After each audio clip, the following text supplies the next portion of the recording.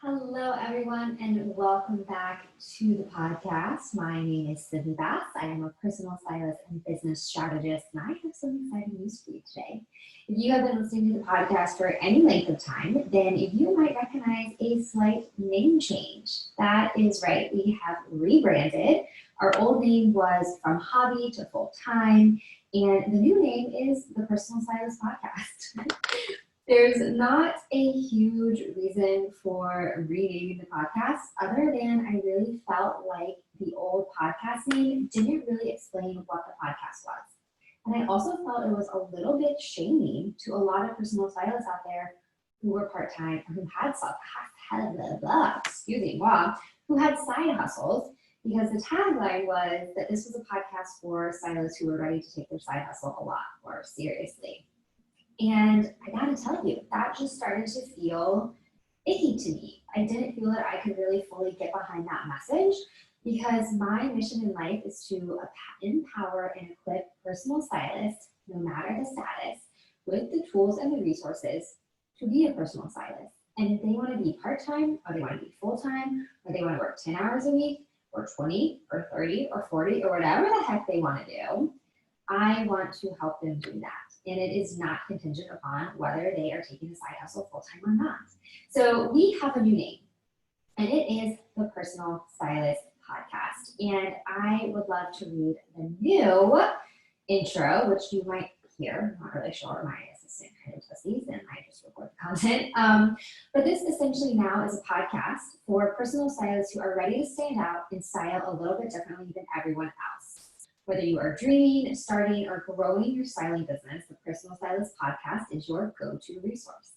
Here you'll get a different point of view on what it takes to run a styling business, from all things business to practical to mindset. You'll learn how to create a styling business that takes you from overworked to profitably booked. That makes me excited, because that is what I'm here to do. And I want to do a quick little segue on naming things. So I hear from a lot of stylists that they get really stumped on what to name their business, what the URL for their website should be, what the Instagram handle should be, what the business cards and website should look like. And I want to tell you that none of that matters. By putting so much time and energy into figuring out the perfect name, you are actually putting off what really matters. You can help clients and make money and have a business with crappy or non-existent branding. If you are putting out content that shows your work and your work is good, you will still get clients. Yes, you should have a good brand and you should have a good presence, but spending all of your time trying to figure out if you should be Sydney Bass Styling or Chic Stripes or changing it back to whatever it is. And I changed my business name 3 times and it didn't affect my business. What you are probably running from when you are doing that is fear of failure, fear of rejection, fear of judgment, right? And so what you are doing, instead of putting yourself out there for your work, you are getting all wrapped up in these superficial things that don't mean anything. So like I mentioned, I have changed my business name several times. I have changed my program names 8 million times. And if I waited to find the perfect name for anything, I wouldn't be doing anything. And I don't want that for you. The important thing for me when I started the podcast was to get out a podcast specifically for personal stylists, because that didn't exist in the market. And it didn't matter what I called it, as long as my message was the same. And I've had people downloading and listening and telling me how much they have enjoyed and benefited and grown from the content. And then when I personally got to a place where I was ready to change the name to something that was more in line with who I am and my mission and who I'm reaching, then I could do that. And we can just keep on rolling, right? We are just going to keep on rocking and rolling. And I want you to do that in your business. So this whole name segue is a good segue into what this podcast is called. So we are on episode 29, and I want to talk about the definition of a personal stylist. So a few weeks ago, I was coaching a stylist in the Founders Club. So coaching calls are included in this membership. And one of her questions was around the service process and if she could really do the things she wanted to do And if that was all she did, was she still considered a personal stylist? So I think the question is, do all personal stylists have to clean out closets, go shopping, make outfits, do a lookbook, and do this whole shebang that we see everybody doing on Instagram? And I am here to tell you that no, you do not. That is probably going to make you feel a little confused and unsure of what the heck is happening and is this the right business podcast for you? But one of my early mentors once asked me what it was that I didn't like about personal styling. And my immediate answer was the online shopping part. So as a personal stylist, I have always done my shopping online. Early on, I did shopping the way I was taught in the styling certification, which was to order all of the options for my client on my credit card, have it come to my house, have me unpack it all, have me merchandise it, have me take it to the client's house, and have the client try it on, and then have me invoice the client for all the clothes they kept and have me return everything. Let me tell you, for me, that service was a pain in my butt. I swore I would never do that again. And I didn't. So I did online shopping, and that was my process. That's what I did for all of my clients. I think maybe I have had 2 clients I've gone to the mall to shop with for in 4 years. When did I start doing this? Full-time styling in 2016. So in 4 years of styling, I've only gone to the mall twice. And this was pre-COVID, when we could go to the mall willy-nilly whenever we wanted. So what that question did was really allow me to change my preconceived notions on what was a personal stylist and what did a personal stylist do.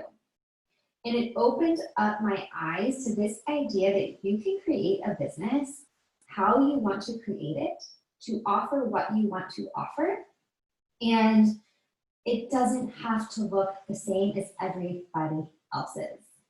So what this stylist really wanted to do for where she is in her life is create a service that is only around creating outfits for her local clients for what they already own in their closets. And there was a lot of fear and hesitation around, well, can I do that? I think, don't I have to clean out a closet? And don't I have to go shopping for them? And don't I have to do all of these things? And my question to her was essentially, is that fun for you? Do you like doing that? Is that fulfilling your life with where you are as a mom raising 2 children? Does that fit into your schedule of having a healthy partnership with your husband? Does that work with your full-time job? And the answers to those questions were no. And I want to be clear that you can't always only do the quote unquote fun things in your business, but I do believe that the majority of what you do in any job should be fun and should light you up, right? This doesn't mean that you may enjoy bookkeeping or you may, and if you don't like those things, you can delegate them. So there will be things you don't like to do. But if you have created a business and you don't like a third of it or a half of it, then you need to rethink that business structure and you need to rethink what you're offering. And so the question that I also get asked a lot is that if you are a part-time stylist or you're a side hustler stylist, can you call yourself a personal stylist? And my question back is, well, why not? Are you styling people? Are you helping them? Are you working with clothes and helping them gain more confidence and be less stressed and create a transformation for them? Throughout all of my business, I've always called myself a personal stylist, even when I was doing it part-time. So there's no reason why, if you are helping people with clothes, that you wouldn't call yourself a personal stylist, right? Like if you're creating a transformation for them. And so this is one of the reasons why I changed the name of the podcast. This is one of the reasons why when I was coaching this stylist, we were able to get at this idea of, is she enough? Can she really call herself a stylist if she's not doing what everybody else is? And for some stylists in the Founders Club, for some stylists who are members, being full-time, quote unquote, is not in their dreams, right? They have full-time jobs that they love and they love styling on the side because it's a creative outlet and they love that transformation. Or maybe they're raising a family and that's their priority. And they also love styling, but right now in this season of life, they do it 10 hours a week or they take on a couple clients a month. None of those things makes them any less of a stylist. And that's what I want to change and challenge in this industry. That a personal stylist isn't just someone who clocks 40 hours a week. A personal stylist isn't just someone who provides a VIP full service experience. A personal stylist isn't just a person who has a virtual course. The definition of a personal stylist is someone who empowers and creates a transformation for someone else through clothes. Period. End of story. If you do that, and you want to do that, then you're a stylist. If you ever struggled with your identity as a stylist, if you've been afraid to call yourself that because you aren't like so-and-so who you follow on Instagram, I would like to ask you and challenge you to send me a DM on Instagram, because I want to give you a bonus homework activity that is going to help you reframe your identity as a stylist, no matter where you are on the spectrum of hours worked, services provided, what you do is your full-time or a day job. Reframing these identities and becoming confident in who we are and what we provide. This is the important work that we do as entrepreneurs, as business owners, as stylists, and as human beings. Thank you so much for listening to this episode. I'm excited to bring you a fresh perspective on the styling industry, how to be a standout stylist, and how to go from being overworked, I keep saying that, overworked to profitably booked. If you're listening to this when this episode drops in the first week of September, then I want you to know that I have a free webinar coming out on September 16th, and you're gonna wanna save that date. Registration is gonna open next week on September 9th, and I will be sharing the 5 secrets that all successful personal stylists implement in their business. You do not want to miss this, especially if you want to be a standout stylist. So thank you once again for tuning in, and I will see you next week on the Personal Stylist